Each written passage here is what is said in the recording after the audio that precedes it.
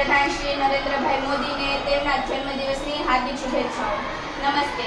આજે હું તેવા નેતા વિશે વાત કરતા ખૂબ જ ગર્વ અનુભવું છું કે જેમના કારણે આજે આપણો દેશ વિકાસશીલ દેશ બન્યો છે। હા, હું વાત કરી રહી છું આપણા માનનીય વડાપ્રધાન શ્રી નરેન્દ્રભાઈ દામોદરદાસ મોદીજીની। તેમનું જીવન એ સાબિત કરે છે કે કોઈ વ્યક્તિનું જીવન એ સામાન્યમાંથી અસામાન્ય બનવું એ શક્ય છે। એક વડનગરના નાના ગામમાં ચા વેચતા બાળકથી લઈને વિશ્વના ખૂબ જ શક્તિશાળી નેતાઓની યાદીમાં પોતાના નામ નોંધાવવા સુધીની યાત્રા ખૂબ જ અદ્ભુત રહી છે।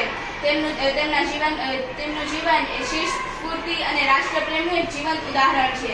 રોજ સવારે યોગ અને પ્રાણાયામ દ્વારા પોતાના દિવસની શરૂઆત કરવી, પુસ્તકો વાંચી પોતાના જ્ઞાનમાં સતત વધારો કરવો અને પોતાના રાષ્ટ્રને આગળ વધારવા માટે અવિરત પ્રયત્નો અને પરિશ્રમ કરવું તે જ તેમના જીવનને અનોખું બનાવે છે।